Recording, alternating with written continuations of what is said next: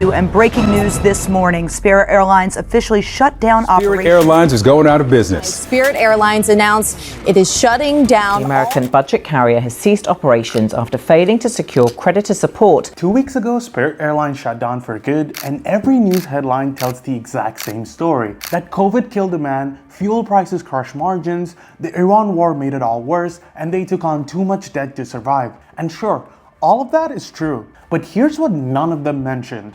2 years before the collapse, the US government made a decision that guaranteed Spirit's bankruptcy. I mean, the ink wasn't even dry. Within 48 hours, Wall Street said Spirit was doomed and their stock fell nearly 47% in a single day. Spirit never recovered from this, and 16 months later, they filed for bankruptcy. 17,000 people lost their jobs overnight and 1.8 million travelers were stranded. And on 80% of routes Spirit used to fly, ticket prices went up by nearly 14%. The decision that was supposed to keep flights affordable made them even more expensive. So why did the US government kill one of the most affordable airlines in America? And what does that mean for every flight you book from here on out? For millions of Americans, Spirit Airlines wasn't a joke. It was the only way they could afford to fly. 65% of Spirit's passengers came from households earning under $75,000 a year.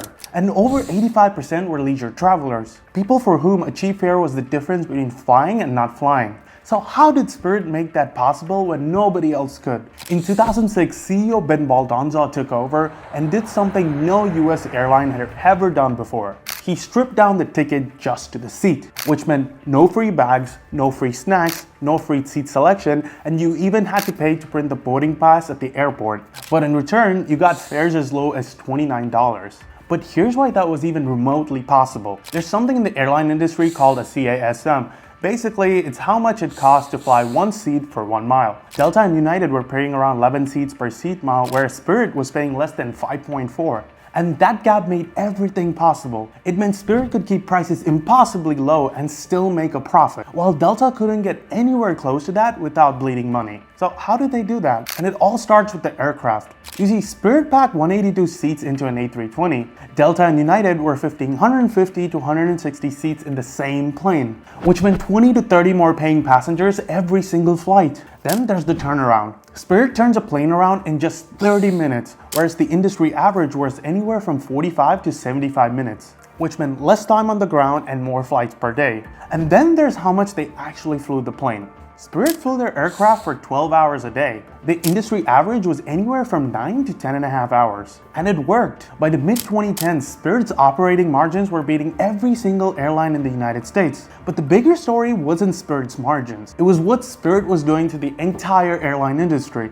When Spirit entered the Houston to Kansas City route, United's average price went from $300 to less than $150 overnight. A 2016 study across 142 routes found the exact same pattern. When Spirit entered a market, legacy fares fell down by an average of 20% and passenger volume rose by 50 to 60%. And economists call it the Spirit effect. And Delta took it so seriously that in 2015, they launched a specific product just to beat Spirit. And internally, they called it the Spirit Match Fare. I mean, think about it for a second. The largest airline in America changed its entry-level pricing to compete with the budget airlines. United and American followed this in 2017 as well. And then in 2020, the world exposed one thing Spirit's business couldn't survive. Right to the latest. Once again, we have seen another surge in U.S. cases now. More than 6,000 flights were grounded worldwide over the Christmas period. It has closed its air traffic control tower. When COVID hit in March 2020, every single airline took a hit.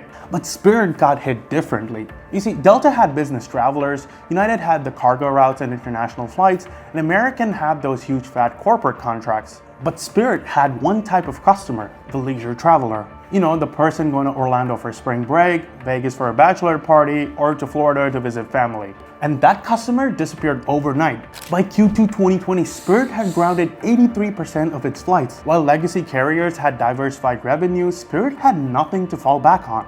But here's the thing, leisure travel came back fast. By summer 2020, Americans were desperate to go somewhere. Hotel bookings hit records, airports were packed, and they haven't seen their family in over a year.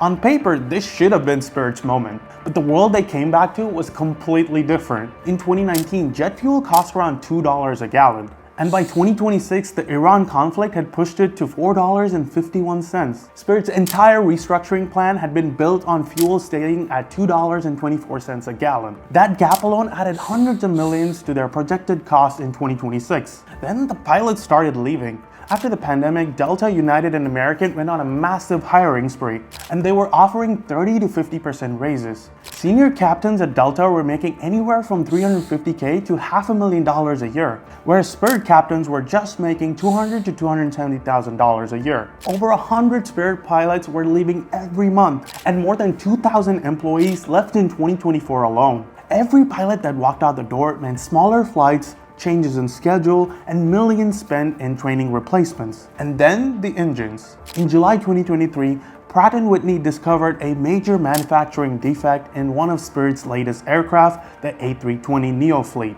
At their worst, 40 planes were grounded simultaneously, and each grounded plane roughly cost Spirit $100 million in lost revenue. At their peak, they were losing $4 million every single day. And remember, Spirit's entire model was built on staying in the air for as long as possible. And that model works perfectly when everything runs on time. But when 40 planes are grounded and ATC is short-staffed, everything falls apart.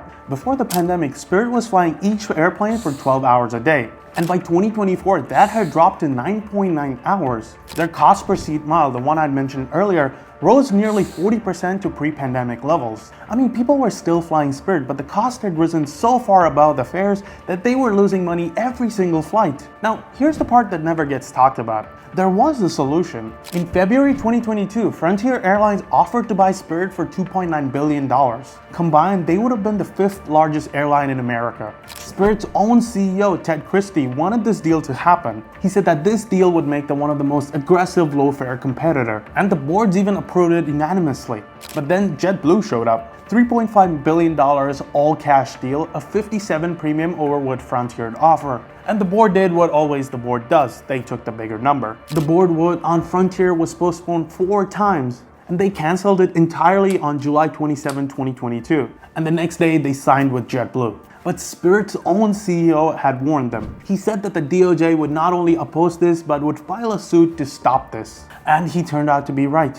The Justice Department could soon file a lawsuit blocking JetBlue's proposed merger with Spirit Airlines. The multi-billion-dollar purchase of Spirit Airlines will not take flight anytime soon. The Justice Department wants to stop JetBlue's proposed takeover of budget carrier Spirit Airlines. On January 16, 2024, a federal judge blocked this merger. Judge William Young said that this merger would cause harm to the very passengers Spirit were trying to protect. And he closed his 109-page opinion with this. He said that Spirit is a small airline, and to those dedicated customers, this one's for you. President Biden even went on Twitter the same day and said that this was a huge win for American consumers. Attorney General Merrick Garland said that this was a huge win for tens of millions of travelers. But here's what happened next. Within 48 hours of the ruling, Wall Street analyst Helene Becker published a note. She wrote that without this merger, Spirit only had one outcome: a Chapter 11 filing followed by liquidation. And JP Morgan said that they saw no possible way that Spirit would return to profitability, and the market reacted immediately.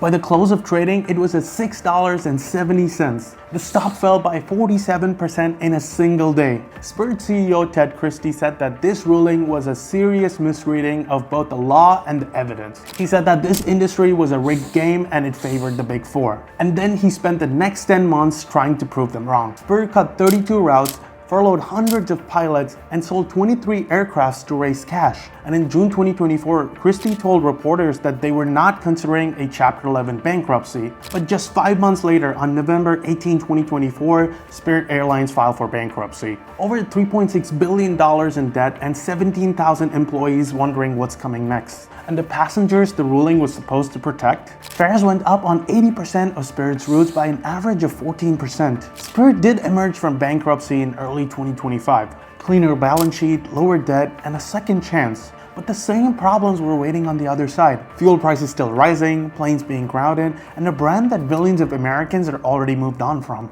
There was only one thing left that could save them, and it came from the last place anyone expected. News: the Trump administration is in early talks with Spirit Airlines. The Trump administration is working to finalize a bailout of Spirit Airlines. Spirit is close to striking a deal with the Trump administration. Trump wanted to save Spirit. He said he'd love to save the job, love to save the airplane, and he said they had some good assets. Washington offered $500 million for 90% ownership of the airline. The plan was to use Spirit's planes for military cargo and troop transport. I mean, isn't it crazy? The US government considering nationalizing a budget airline for military transport. Commerce Secretary Howard Lutnick was pushing for this deal hard internally.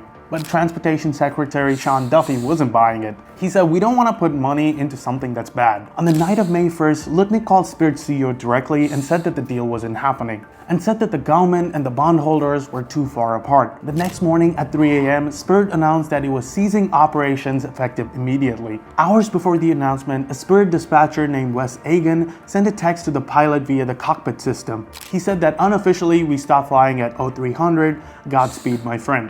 But flight attendants were told just hours earlier by management that everything was perfect. But cancellation emails started going out at 2:35 a.m. At LaGuardia, handwritten signs were taped over kiosks. Over 9,000 flights canceled overnight and 1.8 million passengers scrambling to get to their destinations. And 17,000 people woke up that morning with no jobs. So what does all of this mean for the future of flying in America? Frontier Airlines, the company Spirit was supposed to merge with back in 2022, immediately announced routes across 18 former Spirit markets. Their CEO said that Frontier was best positioned to fill the gap that Spirit left in the market. I mean, he was probably right. But there are over 30 markets where Spirit was the only option, and Frontier is all that's left. But they're not invincible. They're facing the exact same headwinds that brought Spirit down. Fuel costs, pilot shortages, the same engine crisis. Delta, United, and American own American aviation now permanently. The people who relied on cheap flights have nowhere else to go. But there might be one last plot twist.